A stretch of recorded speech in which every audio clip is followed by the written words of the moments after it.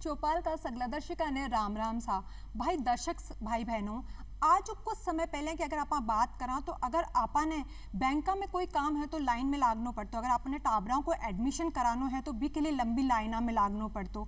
अगर आपने कोई भी इनको काम है, राशन कार्ड बनवानो है या आपने जीवन प्रमाण पत्र बनानो है तो लंबी लाइना में खड़े होना पड़तो। लेकिन डिजिटल भारत के द्वारा आप लोग सभी को जीवन जो है बहुत ही आसान हो गया है। आज आपा ने कोई भी काम करना है तो अपन घर बैठ ऑनलाइन सभी काम आसानी कर सका, जिनमें समय की भी बचत हुए और पैसा की भी बचत हुए।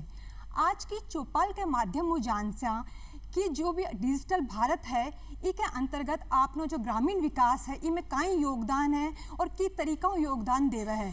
और इस विषय पे जानकारी देवा खातर आपने सागे जो मेहमान पधारा है वे है उमेश चंद्र जोशी जी, जो संयुक्त निदेशक है सूचना प्रौद्योगिकी एवं संचार विभाग में। उमेश जी, आपको माँ के चौपाल कार्यक्रम में बहुत बहुत स्वागत है। और इसके साथ अपना जो दूसरा मेहमान पधारा है वे है सीताराम स्वरूप जी, जो कि संयुक्त निदेशक है राजस्थान जन आधार प्राधिकरण में। आपको बहुत बहुत स्वागत है सीताराम स्वरूप जी वहाँ के चौपाल कार्यक्रम में। आज अपन डिजिटल भारत की बात कर रहे हैं, तो सब पहले मैं आपको जानना चाहूँ उमेश जी की डिजिटल भारत को जो उद्देश्य है वो कहीं है। देखिए 80 के दशक में जो कंप्यूटर था उसको एक कैलकुलेटर के रूप में माना जाता था।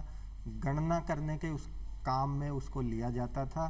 फिर तकनीक का विकास हुआ। 90 के दशक में संचार माध्यमों आए और इन संचार माध्यमों के साथ कंप्यूटर जुड़ा और इसको सूचना प्रौद्योगिकी एवं संचार के रूप में देखा जाने लगा।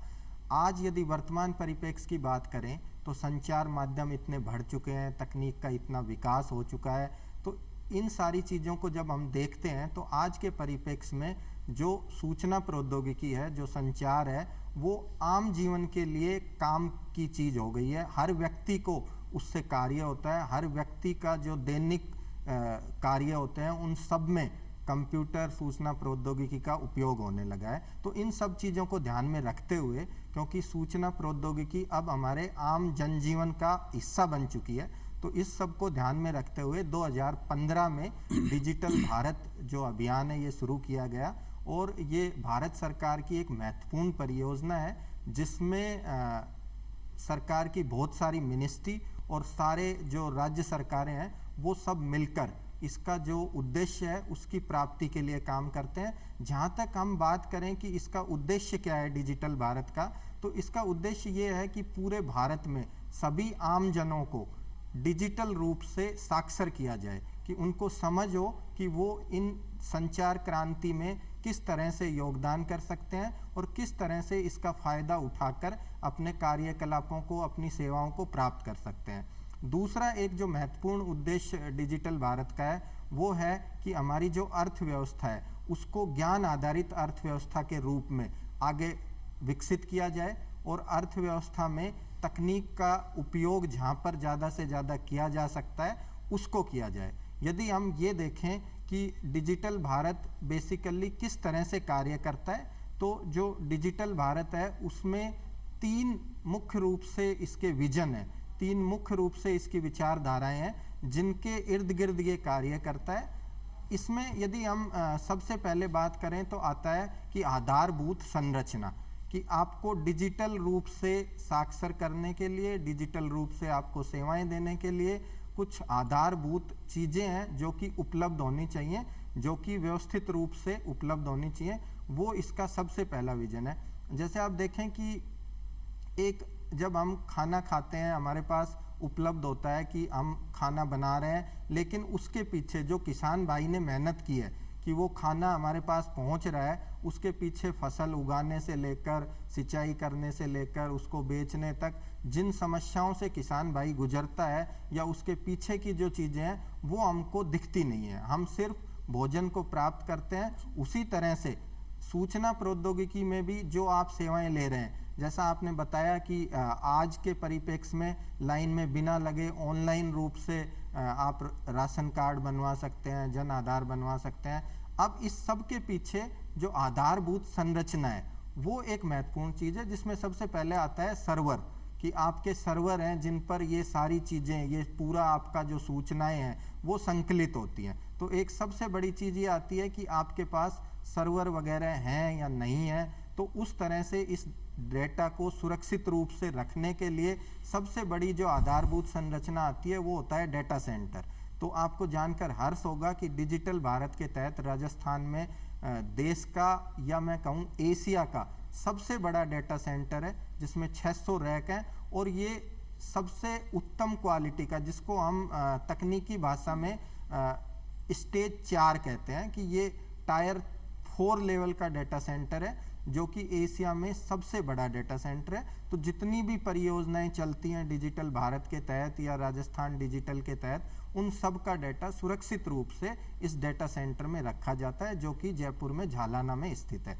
उसके अलावा कुछ और आधारभूत संरचनाएं जिनकी आवश्यकता होती है, जब नागरिकों को, किसान भाइयों को तकनीक का उपयोग करना है, तो ये आवश्यक है कि वो जहाँ पर निवास कर रहे हैं उनके जो स्थान है वहाँ पर उनको सबसे पहले इंटरनेट की उपलब्धता हो जाए। इंटरनेट की उपलब्धता के बाद आती है कि वहाँ पर मोबाइल का नेटवर्क हो। उसके बाद ये आता है कि वो सर्विस लेने के लिए, सेवा लेने के लिए किसी केंद्र पर जाएं तो वो केंद्र उनके घर के नज़दीक उपलब्ध हो।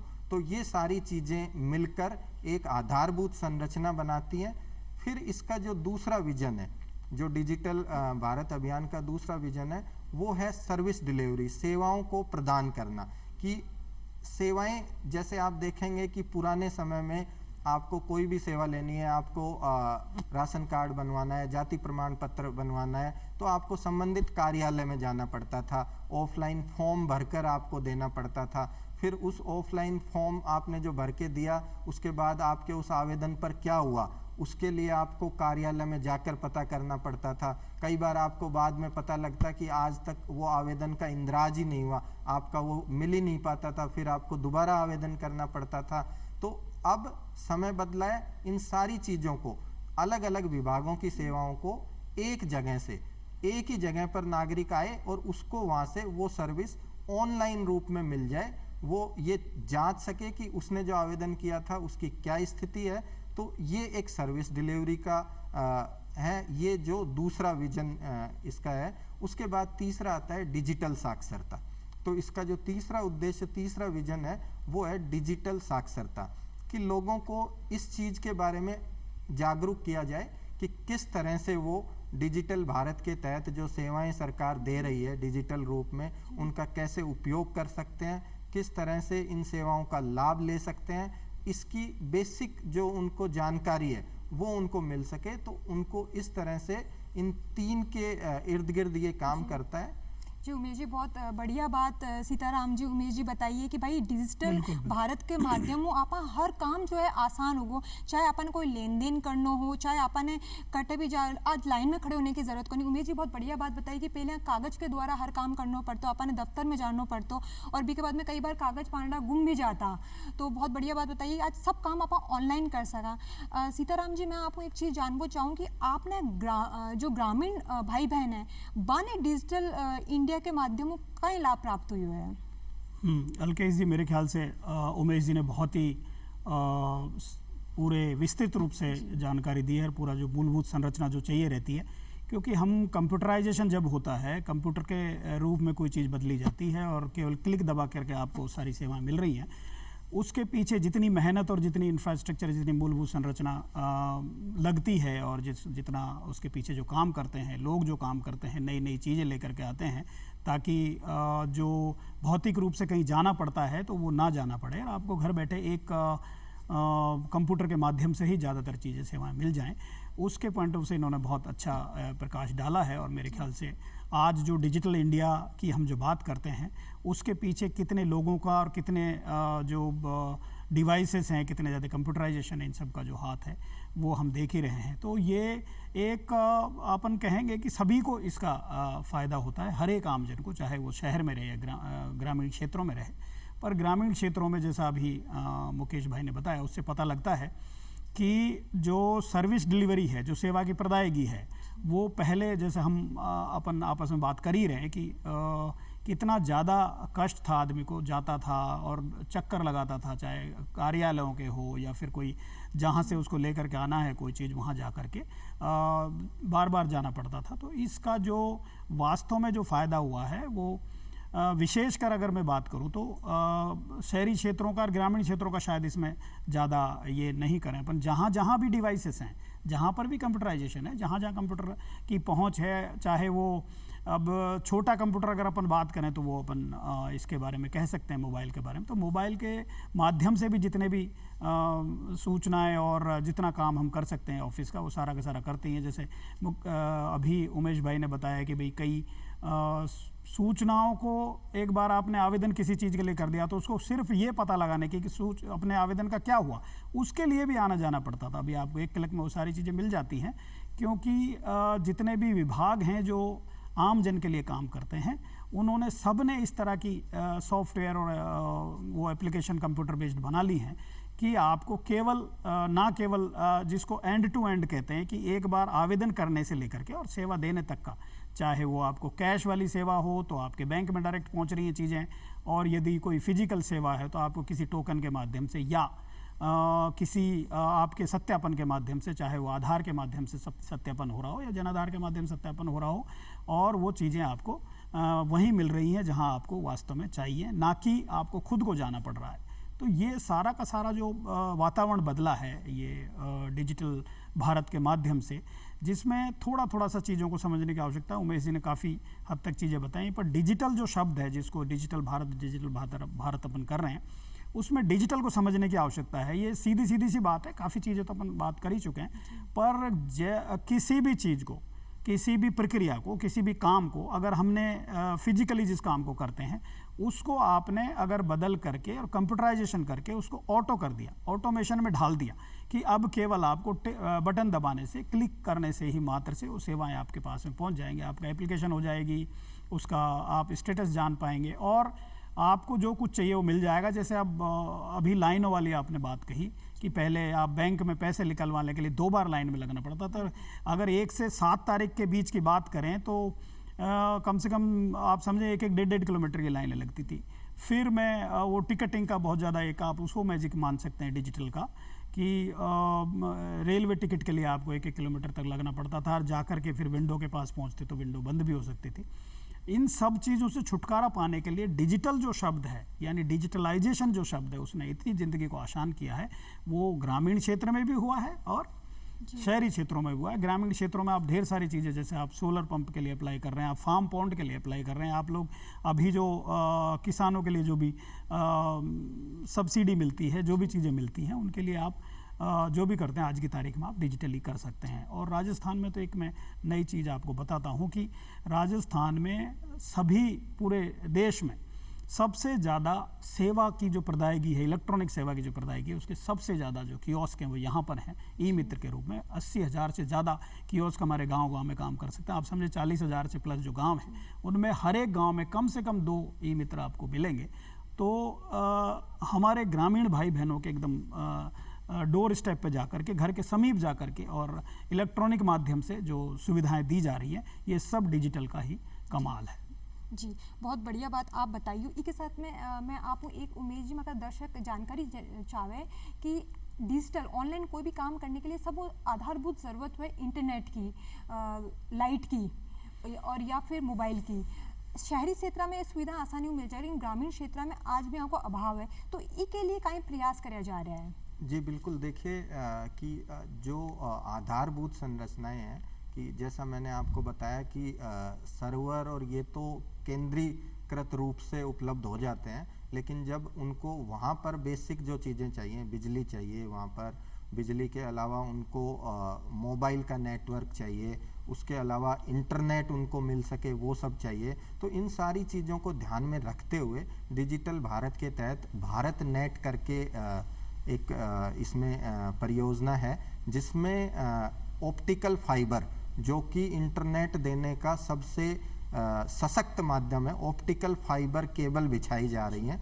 और इसके तहत आज तक पूरे राजस्थान में लगभग 1,15,000 ग्राम पंचायतों में ऑप्टिकल फाइबर नेटवर्क बिछाई जा चुकी है। यदि हम ये बात राजस्थान के परिप्रेक्ष्य में करें तो राजस्थान में भी टोटल लगभग 11,300 जो ग्राम पंचायतें हैं उनमें से 9000 से ज़्यादा ग्राम पंचायतों में ऑप्टिकल फाइबर के माध्यम से पहुंचाया गया है नेटवर्क। उसके अलावा जो बची हुई हैं उनमें भी दूसरी जो तकनीकें हैं MPLS है, VSAT, उनके माध्यम से इंटरनेट को पहुंचाया गया है। तो आज के परिप्रेक्ष्य में मैं राजस्थान की यदि बात करूं तो सभी ग्राम पंचायतों तक इंटरनेट की सुलभ रूप से उपलब्धता नागरिकों को है, जो कि एक बेसिक मूलभूत चीज़ है। उसके बाद आपने दूसरा जो इसमें बिंदु है इलेक्ट्रिसिटी और बिजली से संबंधित, तो उसके लिए सरकार की तरफ से ये प्रयास किया जाता है कि जो बिजली पहुंच रही है उसके अलावा जो वैकल्पिक माध्यम है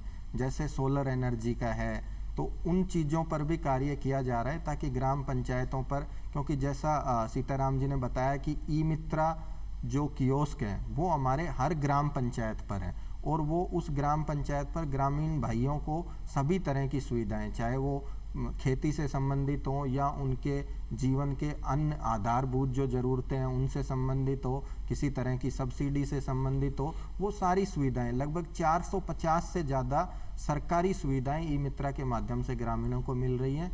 यदि इसमें बिजनेस वाली भी जोड़ी जाएं तो 600 से ज़्यादा तरह की सेवाएं वहीं पर मिल रही हैं। तो चूंकि वो ई मित्रा ग्राम पंचायत पर है तो उसको भी कार्य करने के लिए बिजली मिल जाए, तो उसके लिए सोलर का भी प्रावधान किया गया है ग्राम पंचायतों पर कि सोलर के माध्यम से उनको बिजली मिल जाए। भारत नेट के माध्यम से और राजनेट के माध्यम से इंटरनेट की उपलब्धता करवाई गई है। तो ये जो बेसिक और मूलभूत चीज़ें हैं जो कि सेवा प्रदायगी को आसान बनाती हैं और ये संभव कर पाती हैं कि वो बिना किसी हर्डल के नागरिकों को, ग्रामीण बंधुओं को सेवाएं दे सकें, उस दिशा में सरकार ने भारत नेट और राजनेट के माध्यम से ये प्रयास किए हैं। जी, मतलब आप आ कह सकें कि अब जो अपना ग्रामीण भाई बहन है वे डिजिटल भारत को पूरी तरीके से फ़ायदा उठा सके। अब आने कहीं भी दूर जाने की ज़रूरत को नहीं है, घर बैठे वे सभी काम इंटरनेट के द्वारा, ई मित्र के द्वारा कर सकें। इसके साथ में सीताराम जी, मैं एक और चीज़ आपको जानना चाहूँ कि जन आधार के अंतर्गत जो है वे कौन कौन सी सुविधा वहाँ में? हाँ तो जन आधार अभी मेरे ख्याल से अभी सभी को पता ही है कि जन आधार हमारे जो पूरे राष्ट्र स्तर पर भी अगर देखें तो राजस्थान का परिवार बेस्ड जो डेटाबेस है, दुनिया राजस्थान का सबसे बड़ा डेटाबेस है। और मेरे ख्याल से किसी भी राज्य में इतना बड़ा फैमिली बेस्ड जो है, परिवार बेस्ड कोई डेटाबेस नहीं है जिसमें सारे परिवार के सदस्यों को कवर किया जाता है। और इसके साथ साथ ये यहाँ पर राजस्थान में जितनी भी इंटरनेट के माध्यम से या डिजिटल के माध्यम से जो सुविधाएं दी जाती हैं, सेवाएं जो दी जाती हैं लोगों को, वो सारी की सारी जो है राजस्थान जन आधार एक्ट के तहत, अधिनियम के तहत जो एक मैंडेट दिया गया है, जो जरूरी किया गया है, वो ये है कि वो सारी की सारी जन आधार के माध्यम से दी जाएंगी। सभी विभागों को ये कहा गया है कि आप लोग जितना भी कुछ भी डिजिटल सुविधा अगर देंगे या जो भी सेवा की प्रदायगी करेंगे वो सारी की सारी राजस्थान जन आधार के प्लेटफॉर्म के माध्यम से दी जाएगी। तो इससे ये इतना बड़ा एक सुविधा हो गई है कि किसी को भी, किसी भी विभाग को अपनी खुद का कोई सॉफ्टवेयर या बहुत ज़्यादा एप्लीकेशन देने के लिए ज़रूरत नहीं पड़ती है। सभी को केवल जन आधार के माध्यम से सारी सुविधाएं देनी है। जन आधार के माध्यम से सुविधाएं देने से क्या होता है कि पूरा का पूरा परिवार का डेटाबेस, चाहे उसमें आपको पेंशन मिल रही है या स्कॉलरशिप मिल रही है या जितने भी और विभाग जो भी, चाहे किसानों से संबंधित कोई सुविधा दे रहे हैं, तो सभी के सभी का हमारे पास जो डेटाबेस है जन आधार में सारे परिवार का, उसमें पहचान हो जाती है। उसमें पते के सत्यापन से ये पता लग जाता है कि जो इसने अपने आवेदन में कहा गया है वो सारा का सारा बिल्कुल सही है। तो इन सब चीज़ों से ये हमें एक सुविधा मिल जाती है कि पहचान सटीक हो जाती है और पता भी सटीक हो जाता है। उसके साथ में हमने जो इसका सामाजिक और आर्थिक जो डेटा इसमें है, जिसमें उनकी आय से संबंधित भी सत्यापन हो जाता है, साथ ही वो सामाजिक अगर कोई श्रेणी से संबंधित कोई लाभ है, जैसे कैटेगरी वाइज, श्रेणी वाइज अपन बात करें, SC, ST, OBC, माइनॉरिटी, इन सब का भी अगर कोई उसमें एक सहायक इन्फॉर्मेशन चाहिए तो वो भी हमको तुरंत मिल जाती है और उसकी आसानी से पहचान की जा सकती है। उसकी जो पात्रता है किसी लाभ के लिए वो आराम से पता लग जाती है एक ही जगह पर आराम से। जो भी मैं एक एग्जांपल आपको देता हूँ कि जैसे किसी विभाग को कोई भी एक विशेष सेगमेंट के लिए, मान लो 21 साल से बड़ी लड़कियों के लिए साइकिल देनी है या कोई भी सुविधा देनी है, उसके लिए उसको तुरंत ही हमारे यहाँ से डेटा मिल जाएगा विभाग को तुरंत ही, और उसे पता लग जाएगा 21 साल से बड़ी कितनी लड़कियां हैं जो पात्र हैं इसकी, तो नीति निर्धारण में भी जन आधार जो है स्टेट में बहुत ज़्यादा हेल्प कर रहा है, क्योंकि हमें पता लग जाता है और एस्टिमेट जल्दी से लगा के हम पता लगा सकते हैं। बहुत अच्छी अच्छी योजनाएं इसके साथ में चल रही हैं, जिनमें आप चिरंजीवी का मैं स्पेशली जिक्र करूंगा, जिसके माध्यम से मुफ्त इलाज जो है 10 लाख तक का, और माननीय मुख्यमंत्री महोदय के द्वारा अनाउंस जो अभी हुआ है, 5 लाख पहले था, जो अब 10 लाख हो गया है, वो दिया जा रहा है। मुफ्त में सारा इलाज होना ये बहुत बड़ी सुविधा है, क्योंकि जो परिवार की बचत होती है, वो उसका सबसे ज़्यादा बड़ा हिस्सा जो है अभी तक भी आप देखें तो वो ज़्यादा से ज़्यादा बीमारियों के इलाजों में चला जाता है, और कर्जवान हो जाते हैं लोग कई बार। लेकिन जब ये 10 लाख का मुफ्त इलाज हो रहा है, तो चिरंजीवी ऐसी एक योजना है। अभी हमने राशन कार्ड को भी हटा करके और जन आधार कार्ड में बदला हुआ है, परिवर्तित किया है 1 मई से जो घोषणा हुई है। तो ये भी देश में पहली बार हुआ है कि जो राशन कार्ड वाली जो बुकलेट है उसको बिल्कुल हटा दिया गया है। अब उतनी बड़ी बुकलेट कभी बनवाने की आवश्यकता नहीं पड़ेगी, और 5 से 10 करोड़ जो सरकार के खर्च होते थे बार बार राशन कार्ड बनाने में, वो ज़रूरत नहीं पड़ेगी। केवल जन आधार कार्ड से ही सभी जगह अब राशन मिल रहा है। आधार की जो सत्यापन सुविधा लेते हैं, तो केवल अंगूठा लगा करके राशन आज की तारीख में मिल रहा है। तो इस तरह से और भी ढेर सारी सुविधाएं हैं, जिनमें लगभग मैं कहूँगा विभिन्न विभागों की 98 जो योजनाएं हैं, उनके लाभ केवल और केवल जन आधार माध्यम से, जन आधार के सत्यापन के माध्यम से दिए जा रहे हैं। मतलब आप कह सकें कि जन आधार कार्ड बनाना ग्रामीण के लिए बहुत ज़्यादा ज़रूरी है और बहुत महत्वपूर्ण भी है। सबने जन आधार कार्ड बनाना ही चाहे। इसके साथ में उमेश जी में एक और चीज़ जानना चाहूँ, अगर दर्शक जानकारी चाहे कि डिजिटल साक्षरता का ही, और आपने जो ग्रामीण युवक है कि तरीका डिजिटल साक्षरता ले सकें। जी बिल्कुल।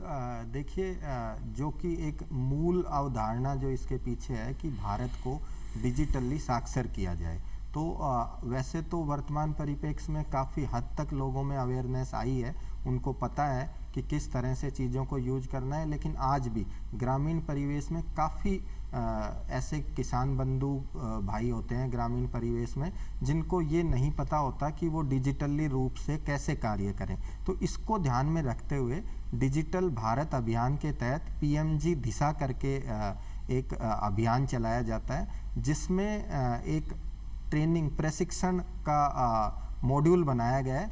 इसमें बेसिकली जो चीज़ें निहित हैं वो ये है कि एक तो ये बताया जाता है कि ईमेल क्या होती है, ईमेल आप अपनी कैसे बना सकते हैं, और ईमेल को एक संचार के माध्यम के रूप में आप कैसे उपयोग कर सकते हैं। उसके अलावा जैसा कि सीताराम जी ने बताया कि वित्तीय लेन देन जो है वो आप टेक्नोलॉजी का उपयोग करके, नेट बैंकिंग का उपयोग करके किस तरह से कर सकते हैं, उसमें किन किन चीज़ों का आपको ध्यान रखना है। उसके अलावा जो कंप्यूटर की डिवाइसेज हैं, कंप्यूटर है, स्मार्टफोन है, टैबलेट है, उसको आप कैसे यूज कर सकते हैं, क्या क्या सावधानियां रखनी है, इन सब का आप कैसे फ़ायदा उठा सकते हैं, इन सब चीज़ों को मिलाकर एक प्रशिक्षण का मॉड्यूल बनाया गया है इस कैंपेन में। ये लगभग 20 घंटे की एक ट्रेनिंग होती है। ये 20 घंटे का प्रशिक्षण कोई भी युवा से लेकर बुजुर्ग तक अपने निकटवर्ती जो सेवा केंद्र है उस पर जाकर ये 20 घंटे का प्रशिक्षण ले सकते हैं, और सेवा केंद्र के माध्यम से ही वहाँ पर एक एग्ज़ाम होता है, ऑनलाइन परीक्षा होती है 25 क्वेश्चंस की। उससे ये होता है कि ये प्रशिक्षण यदि आपने कर लिया, ऑनलाइन एग्ज़ाम दे दिया, तो आपको एक सर्टिफिकेट मिलता है। तो आपको जानकर हर्ष होगा कि राजस्थान में अभी तक लगभग 22 लाख ऐसे लोगों को डिजिटली रूप से साक्षर होने के लिए ये सर्टिफिकेट दिया जा चुका है। उसके अलावा राजस्थान सरकार की तरफ से भी RKCL के माध्यम से डिजिटल साक्षरता के बहुत सारे कोर्सेज चलाए जा रहे हैं। तो जो डिजिटल भारत की एक मूल जो उद्देश्य है डिजिटल साक्षरता का, उस दिशा में ये एक बहुत ही अभिनव पहल है, और इससे काफ़ी फ़ायदा ग्रामीण नागरिकों को मिल रहा है।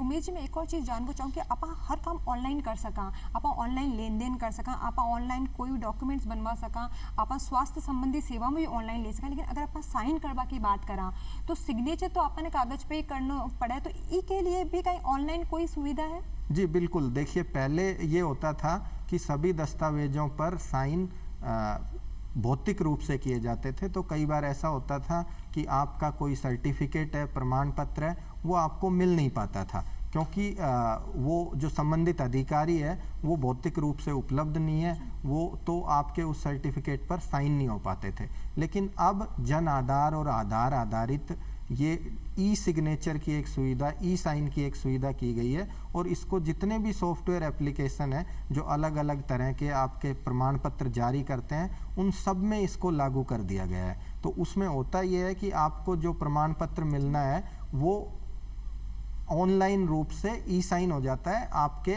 आधार और जन आधार से वैलिडेट कर कर। मतलब आप कैसे ई साइन के द्वारा अब आपने साइन करवा खातर भी कागज की जरूरत को नहीं, आप ऑनलाइन साइन भी कर सका। उमेश जी आप बहुत ही बढ़िया जानकारी दी, सीताराम जी आप भी बहुत बढ़िया जानकारी डिजिटल भारत के बारे में माँ के दर्शका ने दी। आप माँ के चौपाल कार्यक्रम में पधारे और इतनी बढ़िया जानकारी माँ के दर्शका ने दी भी के लिए आपको बहुत बहुत धन्यवाद। ग्रामीण दर्शकों, आज की चौपाल में बस इतना ही। फिर मिलशा एक नई चौपाल में एक नए विषय के साथ। तब तक के लिए राम राम सा।